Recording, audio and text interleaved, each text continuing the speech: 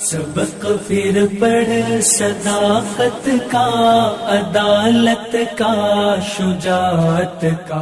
जी जी। अच्छा, मेरा एक और सवाल था, यही इसी से रिलेटेड। मेरे को आप ये बताइए कि जैसे हमें बताया जाता है कि अल्लाह इंसाफ करने वाला है, सबसे बड़ा जो इंसाफ करने वाला वही अल्लाह है।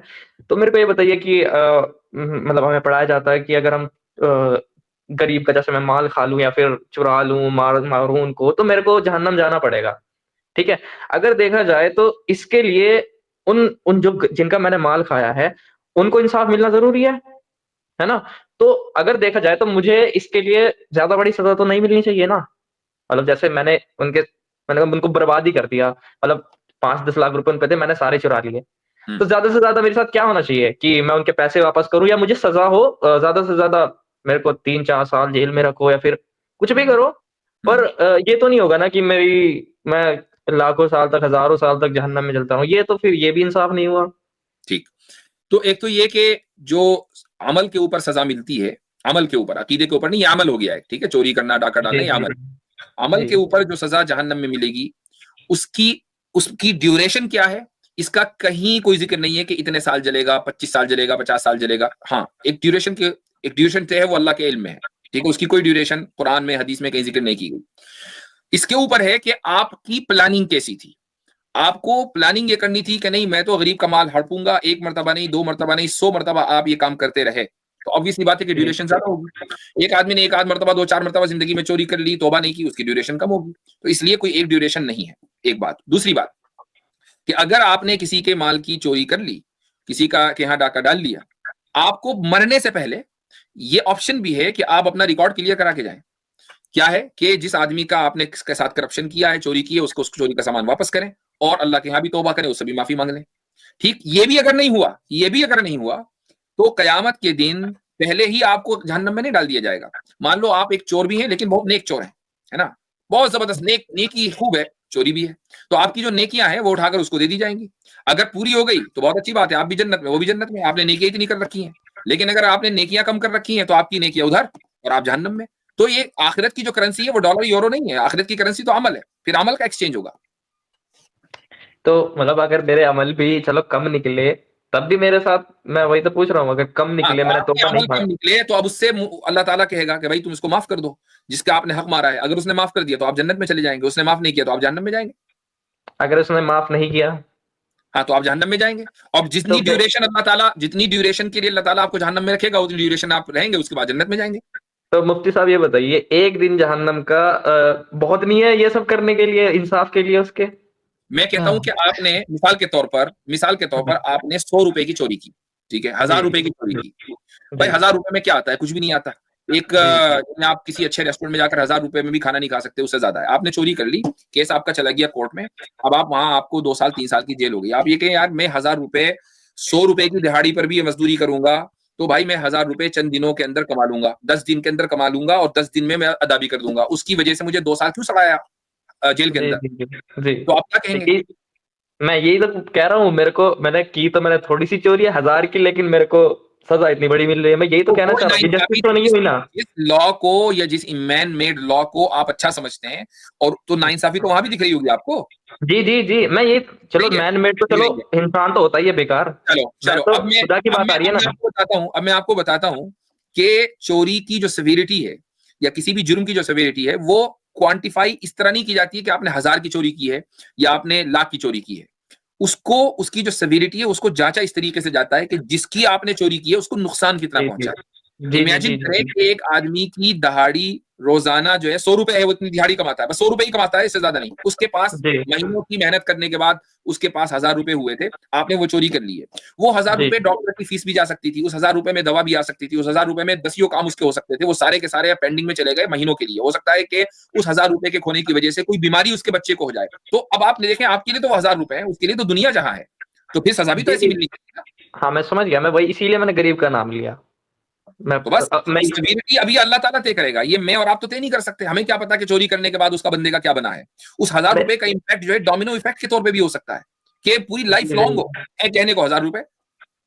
हाँ मैं यही तो कह रहा हूँ, मैंने 1 महीने का उनका माल छीन लिया, मैं यही कह रहा हूँ 1 महीने का मैंने उनका माल छीन लिया, तो मुझे इसके लिए कितनी बड़ी सजा मिलनी मैं चाहिए वही ज्यादा कह रहा से हूँ, ज्यादा? जो आपके नजदीक 1 महीने का है उसके नजदीक वो लाइफ लॉन्ग हो सकता है, इसलिए ये अल्लाह की मर्जी है कि वो आपको कितने दिन डालेगा। वो नहीं नहीं सेविरिटी और उसका जो इम्पैक्ट आपकी चोरी का उसकी लाइफ के ऊपर पड़ा है, जिसके यहाँ चोरी हुई है, उसकी बुनियाद पर तय होगा। जी मैं समझ गया, जी मैं समझ गया। मैं कह रहा हूँ कि मान लो कि मेरे को पता है कि 1 महीने का ही मुझे माल चुराना है, और मुझे पता है 1 महीने का इसका जो कितना खर्चा आता है दवाई का वगैरह वगैरह, मैंने 1 महीने का चुरा लिया उसको, और उसको 1 महीने का हुआ भी। ठीक है, मान लेते हैं एक चीज पे, मेरे को इस पे कितनी सजा होनी चाहिए, मैं आपसे ये पूछ रहा हूँ। नहीं, ये मैंने पहले ही कहा कि ये मेरे और आपके जज करने का नहीं है, ये खुदा जज करेगा। हो सकता है कि 1 ही सेकंड की हो सकता है 1 मिनट की हो। तो खुदा तो ये कहता है कि तुम्हें आ जाओ, एक जहन्नम का एक दिन भी इतने दिन के बराबर मेहनत है। करेगा ना, हो सकता है 1 दिन की ना हो, 1 मिनट की हो। ये तो खुदा की मर्जी ना। अच्छा, भाई आपकी मजेदार जुर्म बात की ये सेवेरिटी की बुनियाद पर 1 मिनट के लिए उसने यूं डुबकी लगाई अंदर और निकाल लिया, हो गया काम आपका। इतनी देर में लोग मजेदार सो बात जाएंगे। ये है मुफ्ती साहब कि जो लोग जन्नत में जाएंगे, छोटा सा अमल, छोटे से वक्त के लिए अमल करके जाएंगे, इटर्निटी तक जन्नत मिलेगी, उस पे आप सवाल नहीं करते कभी इटर्निटी की मैं जन्नत में सर क्यों उस पे कर भी रहा सवाल है, सर उस पे भी सवाल है मेरा। देखो मैं यही नहीं कह रहा कि सिर्फ जहन्नम पे, मैं तो कहता हूँ हाँ भी, क्योंकि यही बात, ये बिल्कुल आप सही कह रहे हो सर। मैं पूछ रहा हूँ कि अगर इंसान इतना सा अच्छा काम करता है तो उसे इतनी बड़ी चीजें क्यों दी जा रही है, इतना डिजर्व नहीं करता वो? मेरा तो ये भी सवाल है सर। आपने आपकी तालीम क्या है? मैं स्टूडेंट हूँ, मैं साइंस से मतलब पढ़ रहा हूँ, मैं कॉलेज में हूँ। क्या पढ़ रहे हैं? मैं मेडिकल उसमें हूँ। उसमें? किसमें? नहीं मैं बताना नहीं चाह रहा, मतलब मैं ऐसा, मतलब मैं फार्मेसी में भाई हूँ। मेडिकल स्टूडेंट इंडिया में लाखों नहीं करोड़ों हैं, आपकी आइडेंटिटी कैसे रिवील हो जाएगी? नहीं मतलब इससे मतलब जानना क्या चाहते हो आप मेरे को, ये बता, अभी मैं वो बताऊं बता। अभी क्या निकल कर आएगा सामने आपकी आपकी आप कर क्या रहे हैं? फार्मेसी सर मैं बोला इन्होंने। जी चलो चलो, कितने साल की डिग्री है? अ, अभी 2 साल बच रहे हैं और। अच्छा, 2 साल कर लिए होंगे, 4 साल है ना? हम्म। ठीक। 4 साल की आपकी मेहनत है, दिन रात की तो मेहनत है नहीं। दिन में बहुत से हम्म। बहुत बहुत की आपने तीर मार लिया, 8 घंटे पढ़ लेते होंगे। नहीं मैं पढ़ता ही नहीं हूँ, मैं पढ़ते ही बिजनेस। नहीं है, चलो भाई बहुत अच्छी बात। ये पढ़ते ही नहीं, हमारी किस्मत में तो ऐसे ऐसे एक्स मुस्लिम पढ़े हुए हैं। चलो नहीं मैं सिर्फ उसकी बता रहा हूँ, मैं मतलब इसीलिए और चीजों में पढ़ता हूँ चोरी सर। ठीक है। ठीक पढ़ते है, ही नहीं है, इसीलिए 4 चोरी के साल बारे में में पूछ रहे आपने हैं। बगैर पढ़े कोई एक आध डिग्री मार ली, ठीक। उसकी ठीक है ठीक बुनियाद है। पर आपको एक सैलरी मिली हर महीने। आपकी उम्र मसलन 90 साल है, 90 साल तक आप जिए, हर महीने जी आपको मसलन 30,000 रुपए की सैलरी मिली। ठीक है, जी कैलकुलेट जी। कर लो कि अभी आप मसलन 25 साल की उम्र में आपको वो सैलरी मिल जाती है, और 30,000 रुपए हर महीने या 25,000 रुपए हर महीने कितने महीने आए? तो आपने टाइम लगाया कुछ नहीं, ठीक, 4 हम्म। महीने नाम को, और आप खा रहे हैं 90 साल तक। तो यहाँ ये आप सवाल क्यों नहीं करते कि यार ये तो इंसाफ नहीं हुआ, सिर्फ 4 साल नहीं की मेहनत नहीं। नहीं मैं तो कर रहा हूँ, मेरे को नहीं चाहिए वो क्या सर, हुआ? मैं यही। इसका मतलब जी क्या जी। हुआ? इसका मतलब ये हुआ कि हम स्टडी पीरियड को शॉर्ट रखते हैं, और जो स्टडी पीरियड का जो नतीजा निकलता है वो हमेशा लॉन्ग होता है। अगर 4 साल की मेहनत से सिर्फ 4 साल ही फल मिले ना, तो कोई भी आदमी 4 साल मेहनत ना करे। ठीक, इसी तरीके से हमारी जो लाइफ है वो चाहे 10 साल, 20 साल, 40 साल, 100 साल हो, वो एक बहरहाल लिमिटेड पीरियड ऑफ टाइम है। उसमें हम जो मेहनत करेंगे उसका नतीजा वैसा निकलना चाहिए कि जिसकी वजह से हम मेहनत करने पर आमादा हों। अगर हमें यहां से ये बता दिया जाए, या ये होते कि भाई तुम करो मेहनत 90 साल की उम्र तक के, मरने के बाद फिर 90 साल जियोगे, फिर मर जाओगे। अब उसके बाद बंदा सोचेगा कि यार मुझे नेमत मिली सिर्फ 90 साल की, इतनी सारी नेमतें और उनको भी छिन जाना है, तो अभी जन्नत में जाकर फायदा क्या हुआ? आदमी इसी गम में रहेगा कि ये नेमत मेरे से छिनने वाली है। सर मैं यही बता रहा हूँ आपको, मैं यही बोलने वाला था कि जो मैं पढ़ाई कर रहा हूँ ना तो मुझे उससे कुछ उम्मीद है, मैं अपने फादर का बिजनेस करता हूँ, और मुझे 30,000 की नौकरी नहीं मिलेगी जो मैं पढ़ रहा हूँ, मुझे पता है। और आपकी मुझे बात और नहीं हो नहीं रही मिलेगी, है, ना ही मेरे को चाहिए। एक जनरल बात हो रही है। जी जी मैं समझ गया, पर मेरे को उससे भी कोई, आप कह रहे हो ना कि आप यहाँ सवाल नहीं करते, मैं तो कर रहा हूँ वहां पे भी नहीं, सवाल, लेकिन मैं भी कुल कह रहा हूँ मिला सर। के एक फिलोसफर गुजरे हैं हजरत 80s 90s में, उनका नाम नहीं मुझे याद, पता नहीं अजीब सा नाम है। उनको दुनिया का जो है वो सबसे, हिस्ट्री का जो है सबसे उदासीन फिलोसफर कहा गया है। उस बंदे ने कहा कि सबसे अच्छे वो लोग हैं जो पैदा ही नहीं हुए, उसके बाद वो लोग हैं जो पैदा होके मर गए, और सबसे बुरे लोग वो हैं वो जो जिंदा हैं अभी, जैसे कि हम सब लोग।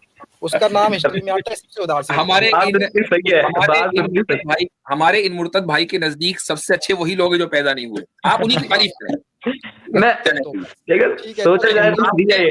आपसे देखें, आपके सवाल बहुत होंगे मेरे भाई, एक बात सुनिए, लास्ट कमेंट कर लें, वरना गुफ्तगू तो आपके साथ चलती रहेगी। जी और जी मुझे जी। भी ऐसे लोगों से गुफ्तगू करना अच्छा लगता है कि जिनके बारे में मुझे लगता है कि हाँ भाई ये क्वेश्चन लेकर आए हैं। बस नीयत सही होनी चाहिए। नीयत जो है अगर आपकी गलत है आपकी नीयत समझने की नहीं है, टाइम वेस्ट करने की है, तो फिर जाहिर है कि कोई फायदा नहीं है। लेकिन मैं समझता हूं कि आपके साथ गुफ्तगू पब्लिक प्लेटफॉर्म के बजाय प्राइवेट प्लेटफॉर्म पर होनी चाहिए, और फिर चाहे हम उस गुफ्तगू को पब्लिक कर दें, वो अलग बात है। क्यों? इसलिए कि पब्लिक प्लेटफॉर्म में बहुत सी मर्तबा ये नफ्स बीच में आ जाता है कि यार इस बात को एक्सेप्ट नहीं करेंगे। तो आप मुझे एक जेन्युइन बंदा लग रहे हैं, मैं चाहूंगा कि आपके साथ कभी गुफ्तगू हो और आपके जो भी शुबहात हैं, डाउट्स हैं, उनको क्लियर किया जाए। उस वक्त तक आप अपने कॉलेज की यानी किताबें ना पढ़ें, कोई मसला नहीं, हमें उससे कोई बहस नहीं, आपके अब्बा का बिजनेस है, वो आप चलाइएगा, लेकिन इस्लाम की किताबें पढ़ें तो आप समझें। ये जो स्ट्रीमें आप गैर मुस्लिमों की या इन मुर्तदों की देखते हैं, इनसे आपको इल्म हासिल होने वाला नहीं है, यही आपके डाउट्स का सोर्स है। चलें जी, अगले बंदे बोले। ठीक है मुफ्ती साहब, अस्सलाम वालेकुम। वालेकुम सलाम। सबक फिर पढ़ सदाकत का, अदालत का, शुजाअत का, लिया जाएगा तुझसे काम दुनिया की इमामत का। सबक फिर पढ़ सदाकत